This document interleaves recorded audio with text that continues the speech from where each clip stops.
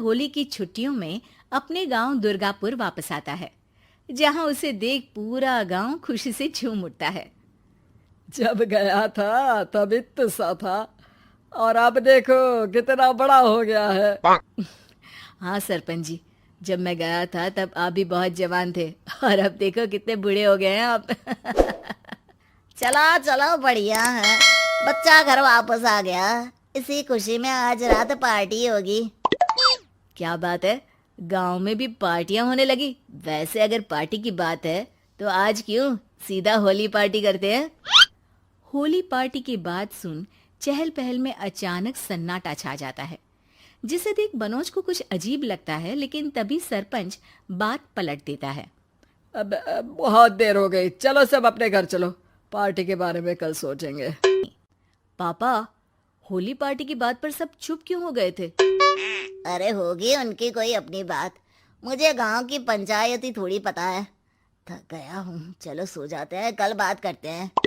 पापा की बात मानते हुए मनोज भी सोने चला जाता है। आज तो छुपा लिया, लेकिन हफ्ते बाद जब होली का दिन आएगा तब इसे कैसे रोकोगे? अगली सुबह सूरज के साथ ही मनोज भी गांव घूमने निकल जाता है, जिस पर रास्ते में उसे अपनी ही उम्र के कुछ लड़के भी मिलते हैं, जिनसे दोस्ती कर अब वो उनके साथ घूमने लगता है। इसी तरह कुछ दिन बीत जाते हैं और होली नजदीक आने लगती है। दोस्तों, होली में 4 दिन ही बचे हैं, पर गांव में उसकी कोई तैयारियां क्यों नहीं दिख रही? क्योंकि यहाँ होली नहीं मनाई जाती। अरे पर ऐसा क्यों? वो राजा भूषण। अरे तुम 4 दिन के लिए आए हो, क्या इतना सोच रहे हो? चलो कुछ खाने चलते हैं। इसी के साथ एक बार फिर होली की बात को टलते हुए देख मनोज को शक होने लगता है। वो घर पहुंचते ही इंटरनेट पर अपने गांव और राजा भूषण के बारे में जानकारी निकालने लगता है। क्या? मुझे आज तक ये नहीं पता था। ऐसा कैसे? किसी ने मुझे कुछ बताया क्यों नहीं? सारी जानकारी लेने के बाद मनोज गांव वालों या अपने मम्मी पापा से कुछ पूछे बिना खुद ही उसकी सच्चाई के बारे में छानबीन करने लगता है, जिसके चलते वो राजा भूषण की हवेली में पहुंचता है। वाह, क्या हवेली है यार। पर क्या यहाँ सच में कोई भूत है? हेलो भूत जी, कोई है क्या? हम इस साल गांव में होली सेलिब्रेट कर रहे हैं, क्या आप उस पर थोड़ा इंटरव्यू देंगे? मनोज के ऐसा बोलते ही गांव में तूफान उठ जाता है और हवेली में रखी सारी चीजें हिलने लगती है। एक अदृश्य शक्ति मनोज को धक्का देकर हवेली से बाहर निकाल दरवाजा बंद कर लेती है। ये सब देख मनोज हैरान रह जाता है। क्या अभी मुझे हवा ने धक्का देकर बाहर निकाल दिया? मेरे होते हुए इस गांव में कभी होली नहीं मन सकती, इसलिए दोबारा ऐसी कोशिश भी मत करना, अंजाम बुरा होगा। आवाज सुन मनोज हैरानी से इधर उधर देखने लगता है, पर उसे कोई दिखाई नहीं देता। आखिर ये तूफान आया कैसे? ना ऐसा कोई मौसम था और ना ही हमने होली का त्योहार मनाने की बात की थी।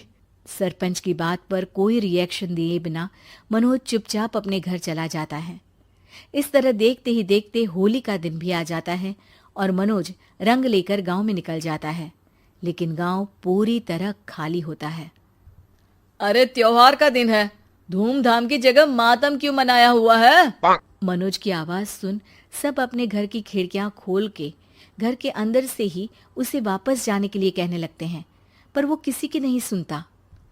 तुझे पहले भी समझाया था, अगर होली खेलने की कोशिश भी की तो अच्छा नहीं होगा। अरे बात मान लो बेटा, तुम्हें सच नहीं पता। मुझे सब पता है।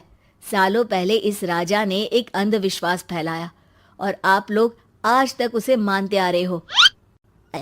अगर गांव में होली का त्योहार मनाया जाता है तो प्रलय आना पक्की बात होती है। राजा भूषण इस सब में नहीं मानते थे और त्योहार मनाने लगे, जिसके चलते होली वाले ही दिन पहले उनके बेटे की और फिर उनकी मृत्यु हो गई। तभी से गांव की रक्षा के लिए उनकी आत्मा उस हवेली में रह रही है। सबकी बातें सुन मनोज उलझन में पड़ जाता है। सोचना भी मत मनोज, अगर तुमने इस परंपरा को तोड़ने की कोशिश भी की तो उसका परिणाम इस गांव और गांव के लोगों के लिए अच्छा नहीं होगा। मुझे भी यकीन नहीं हो रहा कि आप लोग एक बेतुकी बात को मानकर सालों से रंगों के त्योहार को मातम की तरह मनाते आ रहे हो। मनोज किसी की कोई बात ना मानते हुए पूरे गांव में रंग बिखेर देता है, जिसके तुरंत बाद वहां तूफान के साथ बिजलियां गरजने लगती है। अचानक मौसम में ऐसा बदलाव देख जहां मनोज कंफ्यूजन में आ जाता है, वहीं गांव वाले डर से सहम जाते हैं।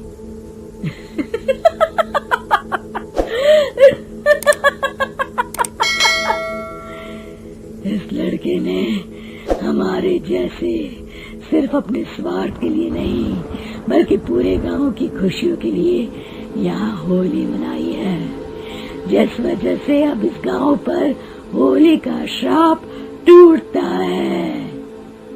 ऐसा बोलकर राजा का भूत वहां से गायब हो जाता है, जिसके बाद गांव के लोग धूमधाम से होली मनाते हैं। खुशियों के रंग गांव में बिखरे ही होते हैं कि अगली सुबह अचानक मनोज कहीं गायब हो जाता है और एक बार फिर गांव में होली का नया राज शुरू हो जाता है।